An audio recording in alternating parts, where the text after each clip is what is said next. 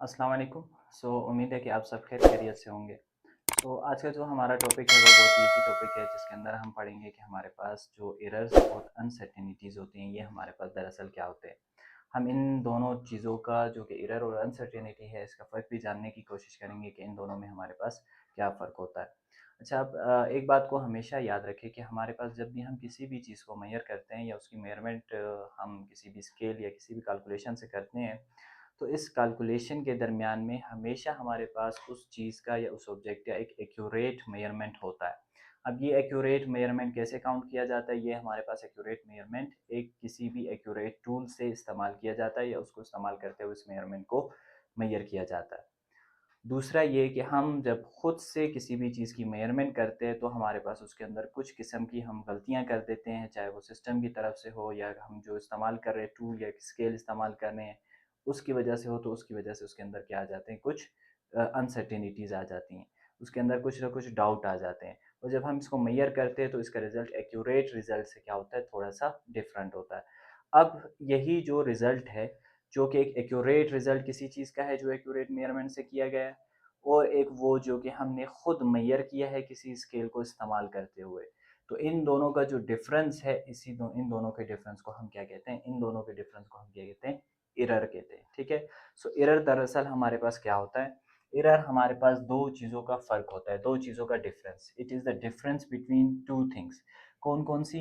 एक actual value जो कि हमारे पास किसी भी ऑब्जेक्ट की एक्चुअल एक मेजरमेंट की गई है, उसकी एक एक्चुअल वैल्यू है, एक्चुअल मेजरमेंट है, उसको हम कहते हैं उसकी एक्चुअल वैल्यू। इस मार्कर की एक एक्चुअल वैल्यू होगी जो कि किसी भी एक्यूरेट टूल से की गई होगी। ठीक है।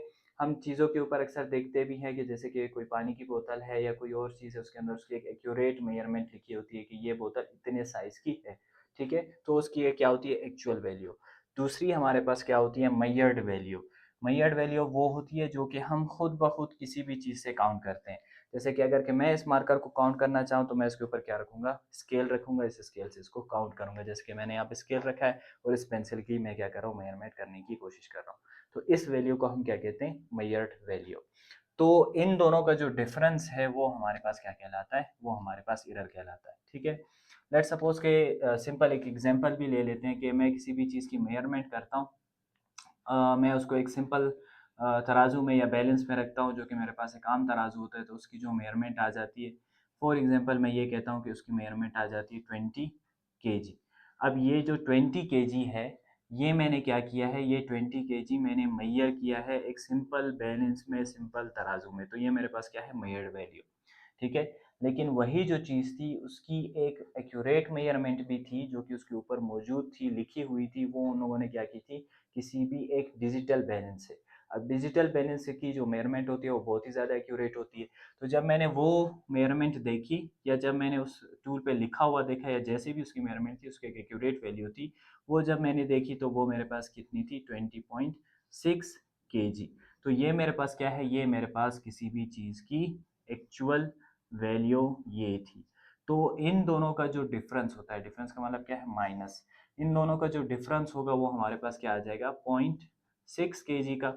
और यही 0.6 kg हमारे पास क्या कहलाता है, यही 0.6 kg एरर कहलाता है। ठीक है, जो कि डिफरेंस है। उम्मीद है यहाँ तक एरर समझ में आ गया होगा। अब दूसरी चीज़ आ जाती है अनसर्टेनिटी। तो जब मैंने इस वैल्यू को मेजर किया, ये 20 kg आ रही थी, तो मुझे यहाँ पर एक शक हुआ, मुझे एक डाउट हुआ कि हो सकता है इसकी वैल्यू 20 kg से ज़्यादा हो। बिकॉज जब मैं तराजू के अंदर इसको मेजर कर रहा था, तो मैं इस चीज़ को महसूस कर रहा था कि ये वाली जो जिसके अंदर ये मैंने ऑब्जेक्ट रखा हुआ है, वो क्या कर रहा है, थोड़ा सा ऊपर जा रहा है। मतलब ये कि इसका वजन क्या है, थोड़ा सा नीचे जा रहा है। इसका मतलब ये है कि इसका वजन क्या है, थोड़ा सा ज़्यादा है, इसका मास क्या है, थोड़ा सा ज़्यादा है।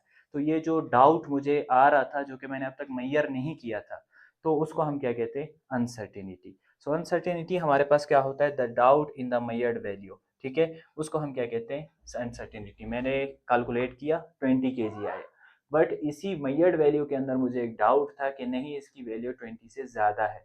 वो जो डाउट है उसको हम क्या कहते हैं, अनसर्टिनिटी कहते हैं। ठीक है। ये आ गया हमारे पास इसका, ये हमारे पास आ गया एरर और अनसर्टिनिटी का डिफरेंस। अब हमारे पास एग्जांपल है कि हमने एक पेंसिल ली हुई है, इस पेंसिल को या इस कलर को हम क्या कर रहे हैं, मेजर कर रहे हैं बाय अ सिंपल स्केल। ठीक है। अब मैं जब इस पेंसिल को यहाँ पर मेजर करूँगा तो मैं क्या करूँगा, मैंने यहाँ पर इसको रख दिया और जब मैंने इसको मेजर किया तो लेट्स सपोज कि ये हमारे पास आ रहा है तकरीबन यहाँ इस जगह के ऊपर, ठीक है, इस जगह के ऊपर ये हमारे पास आ रहा है, मतलब कि ये लाइन ये टच कर रहा है। तो अगर कि मैं इसको मेजर करूँ तो ये सेंटीमीटर में है, तो 6, 1, 2, 3, तो ये आ जाएगा 6.3 सेंटीमीटर। ये क्या है मेरे पास, ये मेरे पास है मेजर्ड वैल्यू, ठीक है। अब इसी पेंसिल को उठाकर मैं किसी एक्यूरेट या डिजिटल क्या हो स्केल के ऊपर इस्तेमाल क्या करता हूँ, इसको एक्यूरेट मेजरमेंट या एक्यूरेट टूल के साथ क्या करता हूँ, मेजर करता हूँ।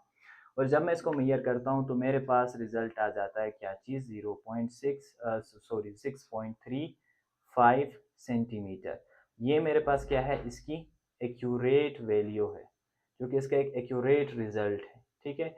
तो जब मैं इन दोनों का क्या करूँगा, डिफरेंस निकालूंगा, तो ये आ जाएगा 0.05 सेंटीमीटर का डिफरेंस। इसको मैं क्या कहूँगा, इसको मैं कहूँगा एरर।